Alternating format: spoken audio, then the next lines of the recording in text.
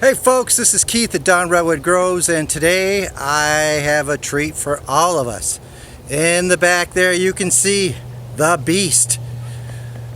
105-year-old red oak, brought down out of the city of Atlanta.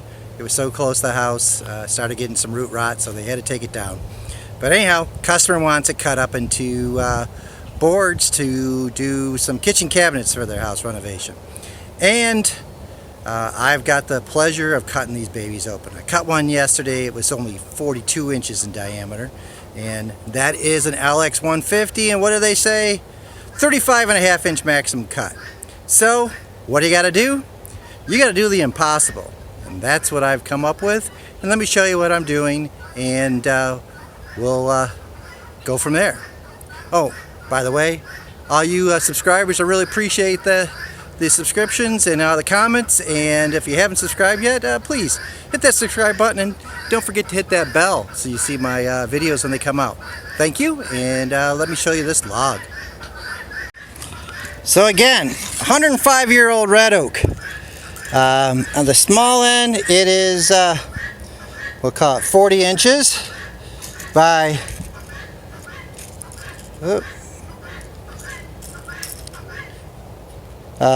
42, and on the bad end of this, oh, look at that monster, 42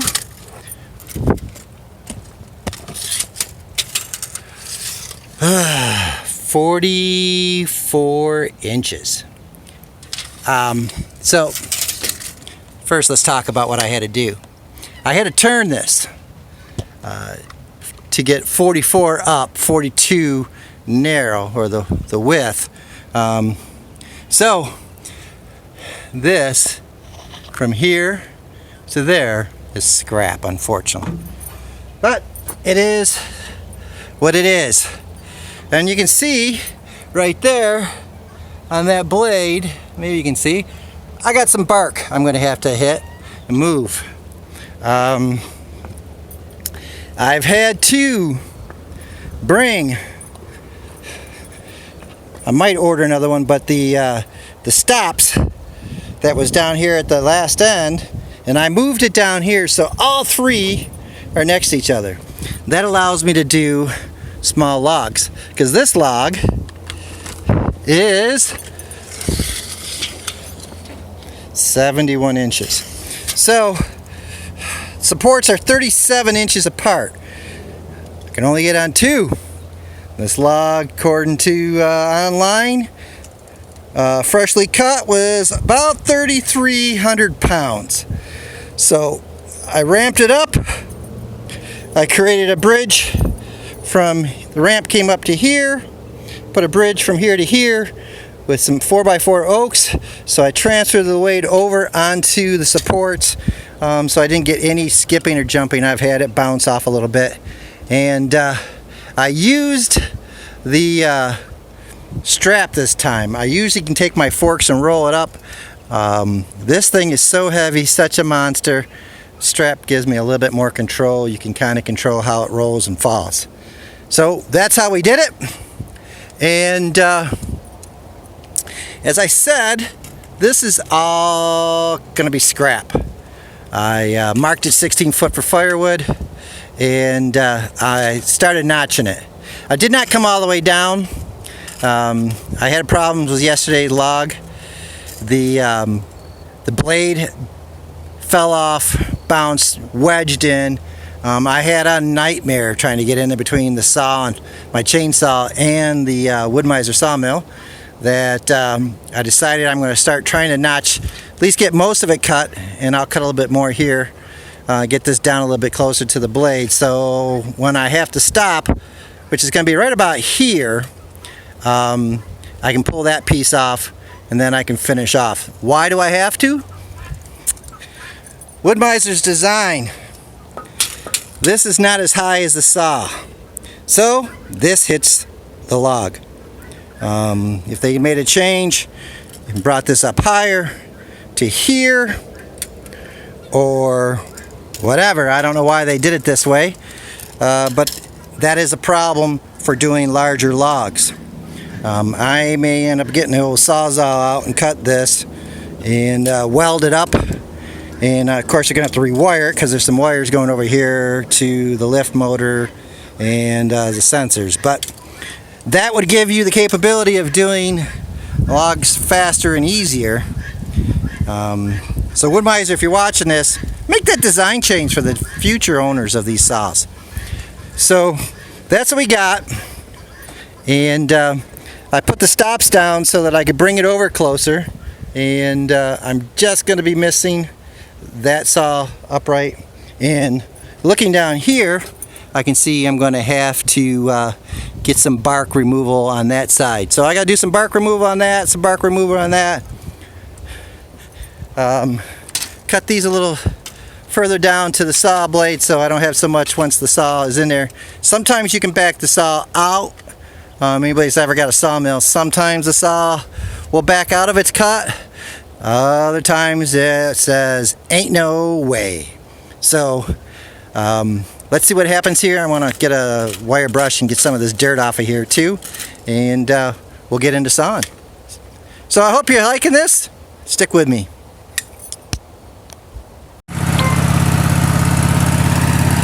Alrighty, so you can see I notched, I feel like I'm yelling. So you can see I notched for the roller guide here. I cut off the end here so that we missed the upright of the saw, and got the saw all warmed up. Hopefully today I don't get caught. I'm going to put you here on the tractor, and hopefully you can get a good view of what it's like to cut a monster like this.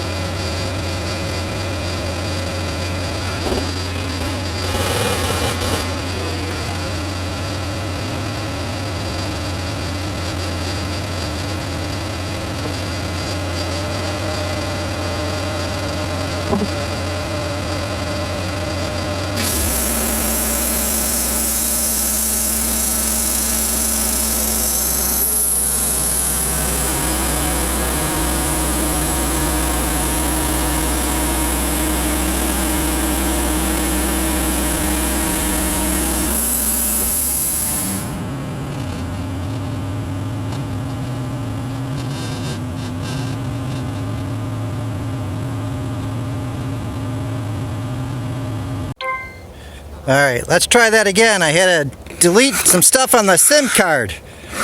It was too full. Too many videos. Anyhow, you saw me pushing the cutoff back. I do not like bringing it over the saw blade. I messed a saw blade up once. The other time I kind of caught a blade and gave myself a little nick. So it takes maybe a little bit longer, but it seems to be safer and works for me. You can see, I won't throw any water on this, but this is a beautiful log. Beautiful log. I did get some cut here, so it's not perfect. I can take a skim cut and I'll skim that off this time, but I've got it positioned enough where I can take a little skim cut. The last log I was not able to do that, so we'll clean that up so they don't have that to the customer. And then we got to rotate this thing 90 degrees because I don't think I can get any more cuts really off of this. We'll take a look and see.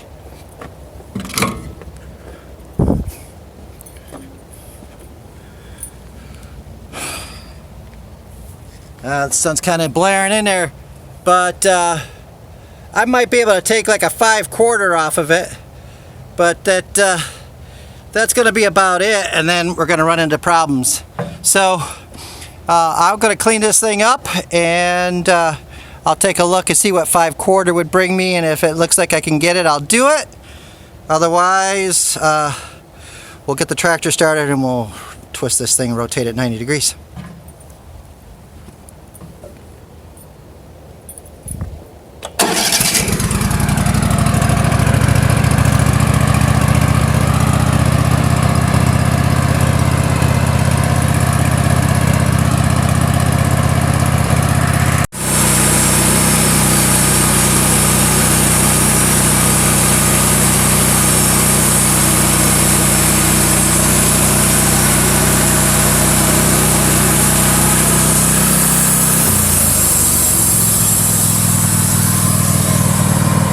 Also,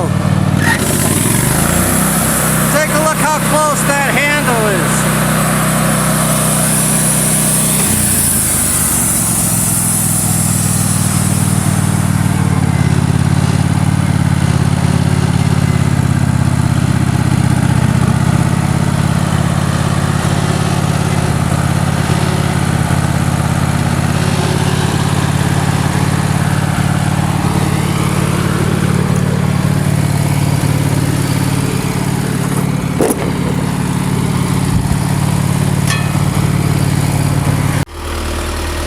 So I thought I'd show you how I rotate a log this wise. You aren't using a cant hook. If you actually see my cant hook, it's already got a good bend in it from trying to manually rotate a few of these logs that probably should have done with the tractor. So what I got is a toe strap here. I overlap it and I put the top piece on that. I wrap it a couple times to try to get it so it twists. So when you get some tension on this, it'll grab, and then I can use the forks and the tractor to rotate this log. Alrighty? So that's the game. You got to be very careful that these stops don't fall down. This log rolls over on this side. It's a game over. I'm not sure a log this size what I would end up doing to try to get it out, but we'll give it a shot. Oh, I put my initial in the ends. Both ends have been anchor sealed, but I put my initials on the end, so if you're looking for book match boards, you can match up the paint and you've got your match. So let's see how good I can get this thing.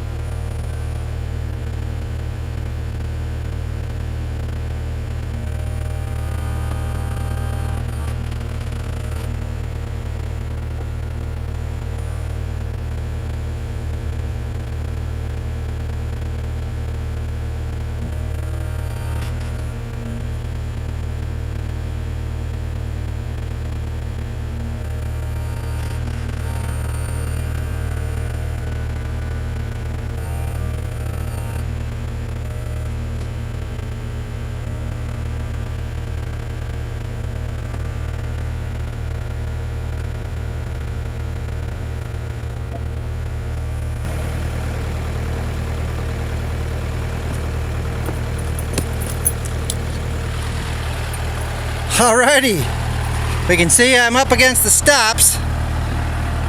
You cannot rush this. It's too heavy, too dangerous. But again, too close. So what do?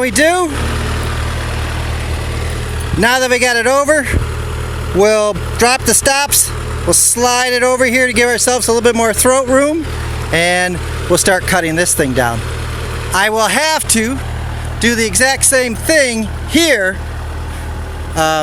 because of the stop, or the support of the saw will hit here. So I'll cut this again, and then I can start actually getting some slabs for the customer. So all of this, I don't know where we're at. We're close to probably almost 2 hours. Unfortunately, I haven't even got a piece of wood for the customer yet. Just getting it prepped. But once we get it cut, we can slice and dice it pretty fast. So yeah, I'm punching in and out for this customer because I'm billing him by the hours. So I don't want to bill him for the videoing. I did look at this right now and punched out. We are just under 2 hours to get this logged where it is. It is big, it is heavy, and I have never seen anybody do this manually, one person. I've seen people do it with a big hydraulic machine, pick it up and flip and whittle and whittle and whittle it down. I'm not doing too much whittling, just the two sides, and we're into making some saw lumber here for this guy. Alright folks, I'm bringing you back in. I've got 2 slabs off that are 9/4 by, where's my tape measure? Alright folks, bringing in, I got 2 slabs off of that one side, 32 inches. I don't know if you can see that, 32 inches. I don't remember, what was it, the length of these things. What's the length? Yeah, by just under 6 feet.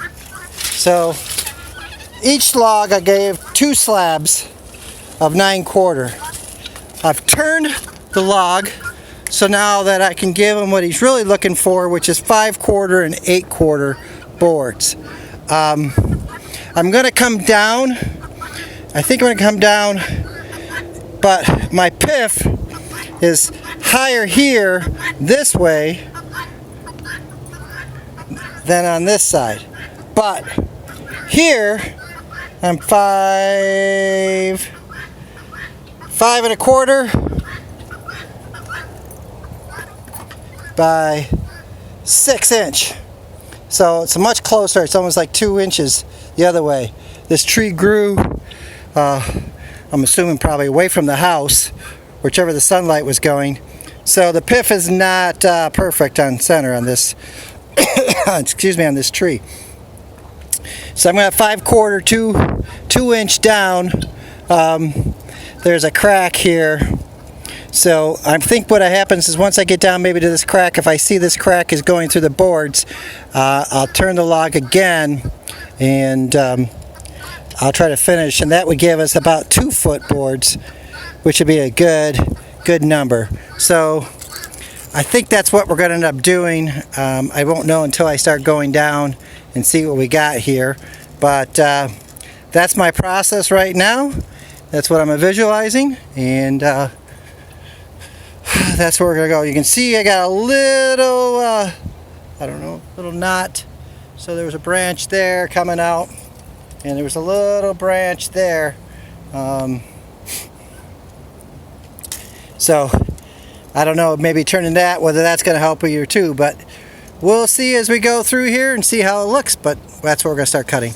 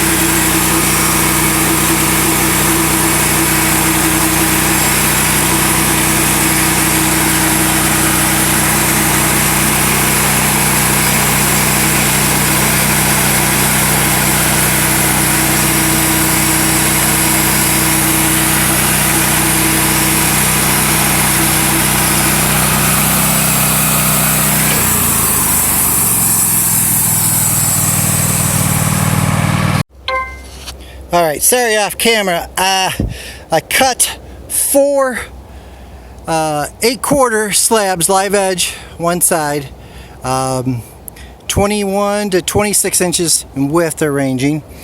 I had to change the blade. The blade started wandering. It was cutting decent, but when I started cutting, it started dropping, dipping, if you will, and I lost pressure.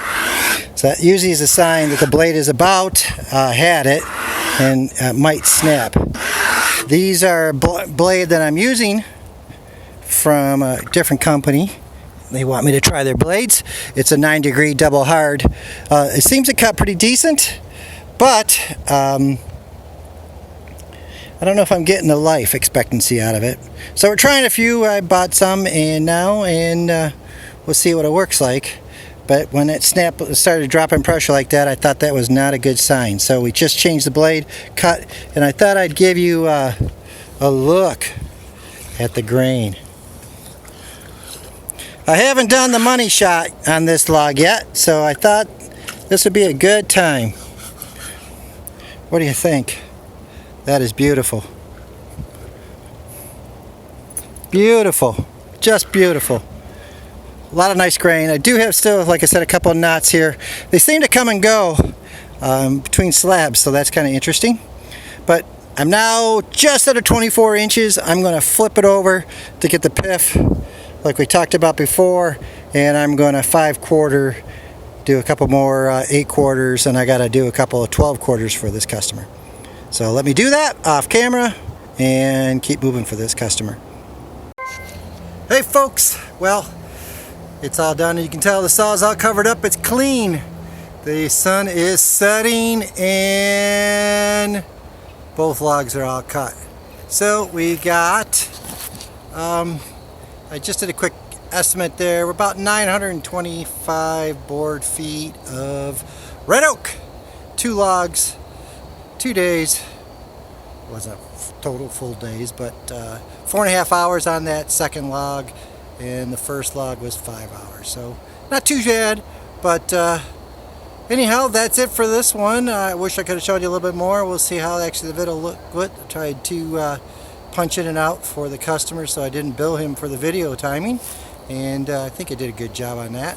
Anyhow, if you like, hey, give me that thumbs up. Please hit that subscribe button and share with a friend. See you in the next video.